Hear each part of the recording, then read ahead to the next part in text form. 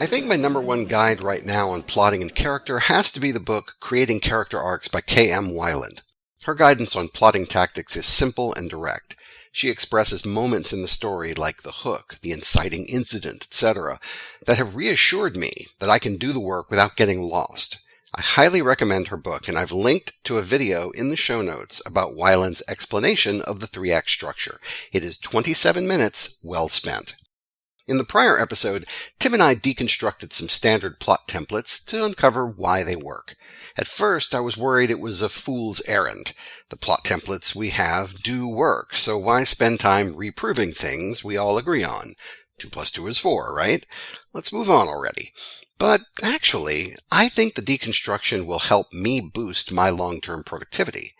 I've even come up with a little story that illustrates the way that I'm now thinking about traditional narratives. I'm calling it Dive the Trench, and it's basically how I'm planning to plot my new novel. Imagine you are a scuba diver. You are swimming in the reef and notice a trench. Intrigued, you dive down to a shallow shelf and see an old wooden shipwreck. There must be treasure, you think, and you begin exploring, only to spot another, larger ship further down in the murky depths. You swim deeper, exploring the larger vessel. This one is metal, gigantic, with broken plates, twisted bulkheads, and random medical equipment strewn about the ocean floor. But you have been careless, and soon you discover the pressure is greater down here. There is less light, and your oxygen tank is running out.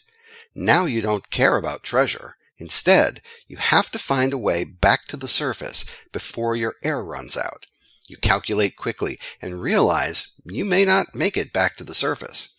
Terrified, your mind races to find a way out, and it dawns on you that in searching for treasure, you saw bottles. You swim furiously back through the ship, deeper now than you ever thought possible, and spot the bottles of compressed air among the wreckage. You twist the valve to check for air. Nothing happens. Time is running short, but you check the next bottle. Still nothing. You twist the valve on the last bottle, and bubbles escape. Desperate, you wrestle it free of the wreckage and attempt a risky bottle change. It works. Breathing easier, you start to ascend, grateful to have found the key to your survival. And as you swim up, the pressure releases you, the light grows brighter, and it all seems somehow different now. But the world has not changed. You have.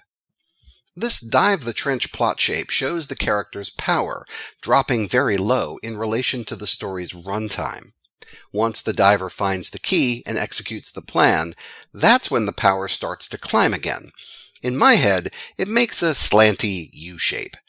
Let's look at the 10 steps in sequence with some context about how they function. Step 1. Define the normal world. We have to know what is normal before we tilt the story, so spend a little time showing us what the character's baseline life is like. Our diver was swimming in the reef. Step 2. The main character chases their desire. This is where the false short-term goal or easy problem is pursued. They are chasing what they want now, perhaps not even aware yet of what they need. Who doesn't love a good treasure hunt? Step 3. Explore the risk with playful tension. Usually the risk is slight and the character still feels powerful, but that is slipping away. This is why the tension feels playful, because the character still feels like they have complete control of their fate, their environment, and the people around them. That deeper ship creates mystery, and that curiosity is too delicious to ignore. Step 4. The main character pivots to the real goal, their require. Typically, an unexpected failure to gain their desire will spin the character into chasing something more meaningful, and that is the require. Their real goal has to be set up before now, but this is the point of the story where they start to pursue it. Our diver swam too far, and now they know it. Step 5. Risk escalates from playful to serious. The light-hearted undertone is replaced with a serious threat. Our diver is running out of air. Step 6. Midpoint. The main character decides the only way out is through. The character is fully committed to pursuing the desire, no matter what. Ironically, the main character probably still feels powerful here, even though they are already in over their heads. Our diver can't leave, so they need to find a solution nearby. Step 7. The risk deepens from serious to fatal. The main character discovers the frightening truth that they are in over their head. The risk is closing in on them, and it looks bleak, maybe even impossible, to succeed. Our diver is terrified they will suffocate. Step 8. Main character finds the key, the plan to win. Something from earlier in the story comes back as the key to saving the day.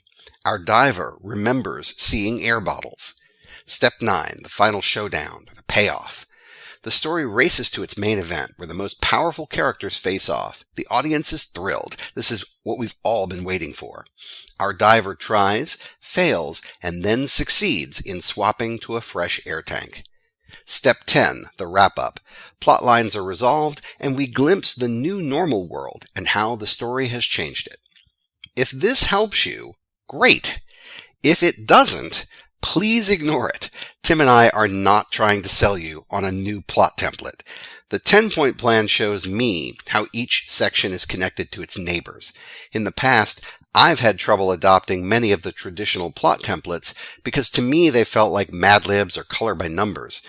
The 10-point plan, though, shows me the narrative logic where, like a relay race, each story section passes the baton in a smooth handoff, building the story's intensity.